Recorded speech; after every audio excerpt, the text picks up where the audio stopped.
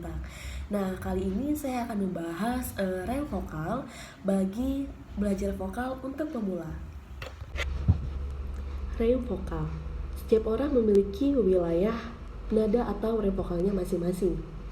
Nada paling rendah yang bisa kita nyanyikan, nada paling tinggi, dan semua nada diantaranya adalah nada yang berada di dalam range vokal kita. Pada umumnya, rata-rata range vokal manusia adalah sekitar 2,5 hingga 3 oktav. Seperti kita ketahui, range vokal pria dan wanita sangatlah berbeda. Range vokal pria yang biasanya pita suaranya lebih panjang dan tebal berada di area yang lebih rendah dibandingkan suara wanita yang tinggi karena pita suaranya lebih kecil dan tipis. Range vokal pria dan wanita tadi dibagi menjadi beberapa jenis.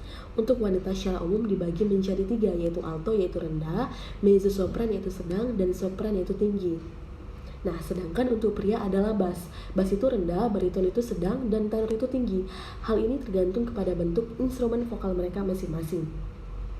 Nah, sekali lagi saya perlu ingatkan bahwa range vokal setiap orang itu unik. Walau 2 orang memiliki suara bass misalnya, mungkin saja yang satu bisa turun lebih rendah daripada yang lain. Sehingga bagi saya, pembagian jenis suara seperti di atas tadi hanyalah label yang fungsinya memudahkan pembagian grup penyanyi. Misalnya penyanyi dalam paduan suara sopran, alto, tenor, bass. Penyanyi dalam pertunjukan opera dan musikal. Pembagian suara wanita dan pria ini juga tidak kaku, misalnya di dalam paduan suara. Jika seseorang penyanyi wanita suaranya cukup rendah, bisa saja ia masuk di seksi tenor dengan para pria. Begitu juga sebaliknya, jika ada pria yang suaranya cukup tinggi, bisa saja ia masuk ke seksi alto.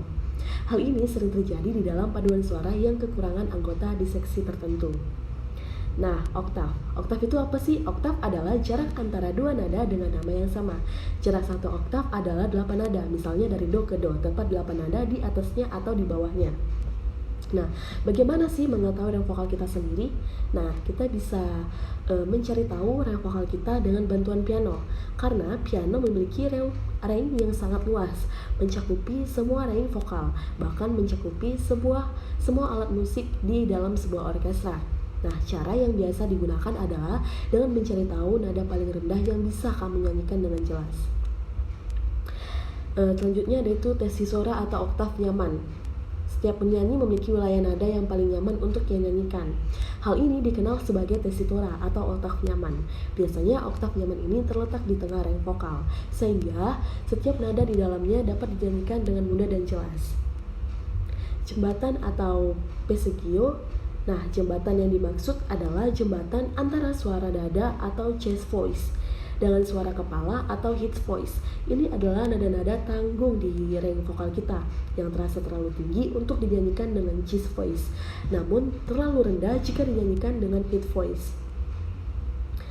Memperlebar range vokal. Ya, kita semua bisa memperluas range vokal kita. Tetapi menurut saya sebetulnya lebih tepat jika hal ini kita sebut mengoptimalkan range vokal yang kita miliki. Mengapa demikian? Nah, karena kebanyakan penyanyi belum menggunakan range vokalnya secara optimal. Seringkali nada-nada tinggi atau rendah yang jarang tersentuh di dalam lagu menjadi lebih sulit dinyanyikan, karena kita tidak terbiasa menyanyikan nada-nada tersebut. Jadi sebelum kita mencoba melebarkan range vokal kita, mari kita maksimalkan dulu range vokal yang kita miliki dengan cara sering melatih vokal kita, khususnya latihan vokalisi. Vokalisi adalah latihan vokal menggunakan pola-pola nada dengan berbagai suku kata dan biasanya meliputi nada-nada dalam range vokal kita dari bawah hingga ke atas. Jadi berbeda dengan latihan dengan menyanyikan lagu. Nah, di mana kita hanya menggunakan beberapa nada dari range vokal kita. Nah, perubahan range vokal pada anak. Pada anak-anak yang sedang mengalami masa transisi dari suara anak menjadi suara dewasa, terjadi perubahan pada range vokal mereka. Sebelum suara mereka pecah menjadi suara dewasa, suara mereka tinggi dan memiliki range vokal di wilayah nada tinggi. Suara anak bisa disebut suara treble dan bukan sebagai alto, tenor, bass. Nah, ketika suara mereka sudah berubah secara penuh, barulah nada rendahnya ikut turun ke bawah sehingga mereka memiliki range vokal yang utuh lagi. Walau range vokalnya turun secara keseluruhan. Hal ini normal dan alami, jangan khawatir jika penyanyi cilik mengalami perubahan ini. Justru malah aneh kalau ada penyanyi cilik yang hingga dewasa suaranya tetap cilik kan. Nah, kadang kita menyaksikan seorang penyanyi di panggung saat menyanyikan sebuah lagu yang irama atau nadanya sangat ekstrim, yakni di beberapa bait menuntut untuk nada tinggi dan bait yang lain mengharuskan dengan nada yang rendah. Untuk penyanyi yang profesional tidaklah mengalami kesulitan. Tapi bagi penyanyi yang jam terbangnya masih sedikit, hal ini kadang menjadi batu sandungan untuk menghindari kesulitan ini. Nah, ada beberapa tips untuk meningkatkan range vokal. Sebagai berikut, yang pertama itu humming. Salah satu bentuk latihan yang sangat membantu untuk meningkatkan range vokal adalah melalui latihan humming. Latihan ini menekankan pada pembiasaan untuk menggunakan teknik vokal kepala. Caranya, tentukan salah satu lagu favoritmu. Pilih lagu yang berjarak nada tinggi atau yang memiliki tingkat kesulitan tinggi, tapi tidak menggunakan lirik sebagaimana biasanya. Melainkan ganti liriknya menggunakan huruf atau bunyi N atau M. Jadi seperti sedang bersenandung. Nah, pada saat nada tinggi, coba pakai vokal kepala atau head voice. Hal ini bisa membantu meningkatkan jangkauan nada. Seorang atlet harus melakukan pemanasan atau warming up terlebih dulu sebelum mulai berolahraga agar terhindar dari cedera atau kesleo urat. Demikian juga dengan seorang vokalis. Untuk menjaga performa saat bernyanyi di panggung atau memelihara kualitas vokal, seorang penyanyi harus melakukan pemanasan yang sering disebut dengan vokalisi atau vocalizing. Nah, vokalisi cukup beragam. Yang termudah dan tersimpel adalah dengan melafalkan huruf-huruf vokal A, I, U, E, O, baik dengan nada maupun tanpa nada. Vokalisi sederhana ini cukup efektif untuk melenturkan bibir, rahang, dan rongga mulut. Selain mudah, vokalisi I, U ini juga bisa dilakukan dengan hanya hitungan detik atau menit. Setelah itu, vokalisi dapat ditingkatkan dengan menit tangga nada dari terendah atau sedang ke nada tinggi. Bisa dengan lagu atau melalui sol masiasi atau solfeggio. Alangkah baiknya jika latihan vokalisi ini tidak hanya dilakukan pada saat hendak tampil di panggung saja, tapi dilakukan secara rutin. Nah, selanjutnya melatih pernapasan. Nafas yang prima sangat penting artinya bagi seorang penyanyi. Penguasaan teknik pernapasan mutlak harus dimiliki jika si penyanyi ingin sukses di dunianya. Namun, bagaimana cara memiliki nafas yang prima?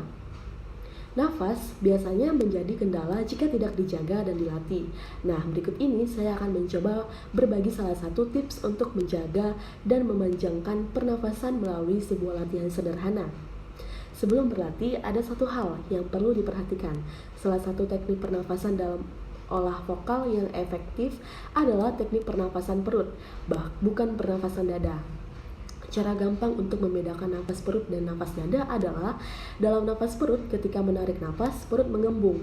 Sedangkan dalam nafas dada ketika nafas ditarik, yang mengembung adalah dada. Nah, gampang kan? Oke, kita mulai. Siapkan posisi tubuh, bisa berdiri atau duduk bersila. Tegakkan punggung atau badan. Pertama, tarik nafas dengan nafas perut. Hitung hingga 10 detik. Pada hitungan ke-10 detik, perut full mengembung. Nah, yang kedua, hitungan 10 detik berikutnya tahan nafas. Dalam posisi perut full mengembung, tahan hingga perut terasa keras. Boleh dicek dengan menepuk-nepuk perut yang mengeras. Nah, yang ketiga, hitungan 10 detik berikutnya dikeluarkan nafas pelan-pelan melalui mulut. Atur pengeluaran nafas seefisien mungkin sampai hitungan ke-10. Nah, agar pengeluaran nafas bisa sehemat mungkin, mulut dibuka sedikit saja sambil membunyikan cis. Nah, yang keempat, berikutnya ulangi latihan tarik tahan keluar tersebut dengan penambahan durasi waktu secara bertahap. Misalnya dengan penambahan per 5 detik menjadi 15, 20, 25 hingga batas waktu terlama. Nah, yang kelima, jika dalam satu durasi waktu masih dirasa berat, coba diulang beberapa kali. Nah, setelah itu meningkatkan range vokal. Yang pertama itu ada solfeggio. Range vokal setiap orang berbeda-beda. Standar, normal, umumnya orang memiliki 2 oktav. Semakin panjang range vokal seseorang, semakin memungkinkan dia untuk membawakan berbagai jenis lagu dengan baik. Dengan catatan, dia memiliki kemampuan atau teknik vokal yang baik pula, tentunya. Seseorang yang Bertipikal vokal, bass, bariton, alto, dan mezzosopran biasanya memiliki range vokal yang pendek. Lain halnya seseorang yang bertipikal vokal tenor atau sopran. Biasanya ia memiliki range vokal panjang. Namun terkadang ada juga meski ia bertipikal bass tapi memiliki range vokal panjang. Sebaliknya, orang yang bertipikal tenor tapi range-nya pendek, pemahaman terhadap tipikal vokal sangat penting, terutama untuk menentukan nada dasar ketika hendak bernyanyi. Nah, bagi Anda yang bertipikal vokal rendah, jangan khawatir kehilangan kesempatan bernyanyi. Tak masalah, Anda bisa menyesuaikan nada dasar di mana Anda boleh bernyanyi yang sesuai dengan jenis suara Anda. Misalnya dengan menurunkan nada dasar dari penyanyi aslinya. Pada dasarnya, range vokal seseorang bisa ditingkatkan. Ada beberapa jenis latihan yang dapat membantu meningkatkan range vokal. Salah satu di antaranya adalah dengan teknik vokal kepala atau suara langit-langit. Output vokal seseorang secara natural terbagi dua, yaitu vokal kepala dan vokal dada. Vokal kepala adalah vokal yang dihasilkan dari langit-langit atas rongga mulut, sementara vokal dada adalah vokal yang dihasilkan dari rongga dada. Untuk menemukan rongga dada. Nah, untuk menemukan vokal kepala, mulailah dengan latihan berikut. Pertama, berlatih vokal. Dengan kata lain, seni vokal adalah seni suara. Nah, bernyanyi dengan menguasai teknik yang benar dan baik adalah dambaan setiap penyanyi. Banyak orang yang ingin dapat bernyanyi, namun banyak pula sekedar penyanyi tanpa memperhatikan dan mempelajari bagaimana memproduksi suara yang benar serta menggunakan resonansi yang ada dalam tubuh. Dengan kata lain, dasar-dasar pengetahuan dan keterampilan untuk kemampuan bernyanyi yang baik belum dimiliki secara memadai. Adapun seni vokal yang dimaksud di sini adalah seni bernyanyi. Bernyanyi yang baik tidak hanya dikuasai oleh orang-orang berbakat atau mempunyai materi yang suaranya yang bagus, akan tetapi bernyanyi dapat dipelajari oleh siapa saja. Dalam belajar vokal, kemampuan mendengar sangat diperlukan untuk mengontrol apakah lagu yang dinyanyikan sudah sesuai dengan intonasi yang ada pada karya musik. Kemampuan membaca diperlukan untuk latihan membaca repertoar. Sehingga apabila kemampuan membaca lancar, sangat memungkinkan untuk bisa berlatih vokal dengan baik. Nah, adapun faktor-faktor yang menghambat dalam belajar vokal diantaranya belum dimilikinya teknik vokal yang benar, kemampuan solfegio yang rendah, terbatasnya fasilitas yang digunakan untuk latihan vokal, serta kekurangan latihan. Nah, selanjutnya itu ada teknik vokal. Bernafas merupakan irama yang sangat alamiah dalam kehidupan manusia. Pernafasan yang teratur juga akan menciptakan suatu irama yang menenteramkan. Dalam bernyanyi, pernafasan tidak hanya memegang peranan dalam menciptakan suara tetapi juga suasana yang dikehendaki suatu nyanyian.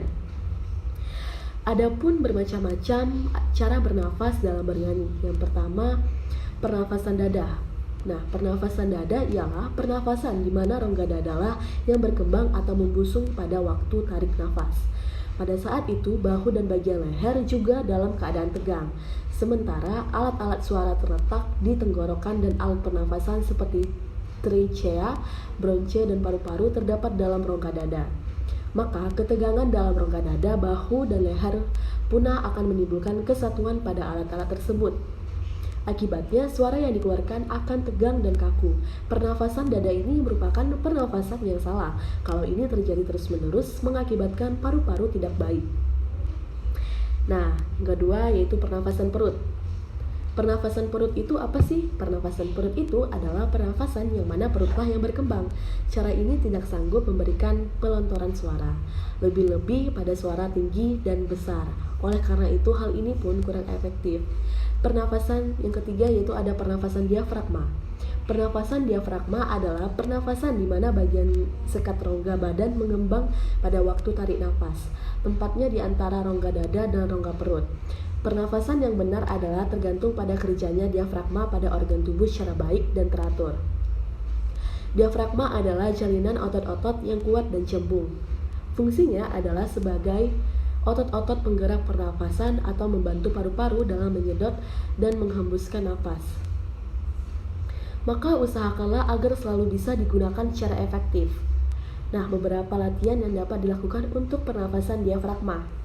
Yang pertama, latihan dimulai dengan mengeluarkan nafas secara biasa tanpa ketegangan dan jangan sampai udara yang dikeluarkan habis, karena hal ini akan mengakibatkan ketegangan. Tunggulah sebentar sampai perut mengerut dan sisi badan dalam keadaan kurus. Usahakan pengeluaran nafas ini melalui mulut. Kemudian, dengan mulut tertutup, ambillah nafas melalui hidung tetapi jangan sampai penuh, karena hal ini akan mengakibatkan tidaklah tenang dalam bernyanyi. Lama latihan sesuai dengan kondisi mana yang enak bagi badan sendiri. Terus yang kedua ada latihan untuk memperkuat diafragma, yaitu dengan cara berbaring dan letakkan buku yang berat di atas perut. Kemudian ambillah nafas. Usahakan desakan nafas berhasil mendorong perut yang telah dibebani buku ke atas dan ke bawah. Latihan di atas dapat juga dilakukan dengan berdiri. Letakkan kedua tangan di pinggang sambil menekan perut.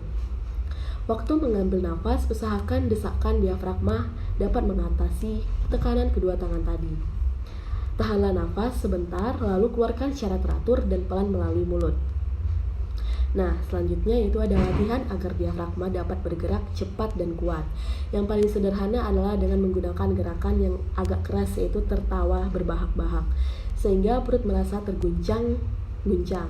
Tetapi jangan melakukan ini secara berlebihan. Latihan ini dapat juga mengusir kesedihan, ketakutan, dan segala ketegangan. Nah, selanjutnya itu ada latihan ini dimaksudkan untuk menghindari kebocoran nafas dan sekaligus untuk dapat menghebat nafas. Caranya dengan menyanyikan huruf A pada nada yang paling enak di depan sebuah lilin yang menyala. Di sini dapat dilihat keberhasilan dalam melaksanakan latihan-latihan sebelumnya. Nah, kalau dapat mengeluarkan udara yang benar dan enak, maka udara yang keluar akan menjadi suara tanpa mematikan nyala api lilin. Kalau dalam bernyanyi sudah dipelajari teknik bernapas dan sikap badan yang baik, selanjutnya kita pelajari teknik menggunakan resonansi. Adapun fungsi resonansi itu sendiri adalah menambah keindahan suara sehingga menjadi bunyi yang gemilang. Nah, resonansi adalah suatu gejala pemantulan kembali bunyi yang dikeluarkan oleh pita suara. Jadi merupakan suatu gema yang timbul karena adanya ruangan yang memiliki dinding yang keras sehingga sanggup memantulkan suara. Tanpa adanya rongga resonansi, suara manusia tidak akan bisa keras karena pita suara sangat pendek dan hanya mampu mengeluarkan bunyi yang lemah sekali. Nah, dalam tubuh manusia terdapat banyak rongga resonan, tetapi yang paling berperan dan erat hubungannya dengan menyanyi adalah rongga resonan yang berada di atas pita suara. Rongga resonan dapat dibagi menjadi dua. Pertama, rongga resonan yang bentuknya tidak dapat diubah, yang terdiri dari rongga dahi, rongga tulang baji, rongga tulang saringan, dan rongga rahang atas dan bawah. Nah, rongga resonansi yang bentuknya dapat diubah, misalnya yang pertama rongga tenggorokan yang letaknya di bawah anak tekak, yang kedua rongga mulut, yang ketiga rongga hidung. Nah, dari kedua rongga di atas yang paling penting fungsinya adalah rongga resonan yang bentuknya dapat diubah, karena dengan rongga inilah dapat diketahui perbedaan warna suara dan huruf hidup yang resonansi dapat dikembangkan dengan latihan bersenandung. Cara bersenandung: bibir dirapatkan, gigi jangan dirapatkan, kemudian rongga mulut dan tenggorokan diperluas dengan mengucapkan huruf M, kemudian ke pembentukan huruf hidup dengan membuka mulut atau menurunkan rahang bawah. Oleh sebab itu, suara dari huruf hidup itu akan beresonansi juga. Untuk belajar musik, paling tepat adalah sanggup membaca melodi dalam notasi angka maupun notasi balok. Melodi adalah rangkaian dari beberapa nada, sejumlah nada yang berbunyi. Di sini yang menjadi perhatian adalah ketinggian bunyi atau pitch dari masing-masing nadanya. Intonasi adalah pembidikan nada yang tepat atau menyanyikan nada dengan tepat. Seseorang yang sedang bernyanyi sering sumbang atau sering fals, padahal memiliki materi suara yang baik dan kadang bunyi tidak sesuai dengan yang diinginkan.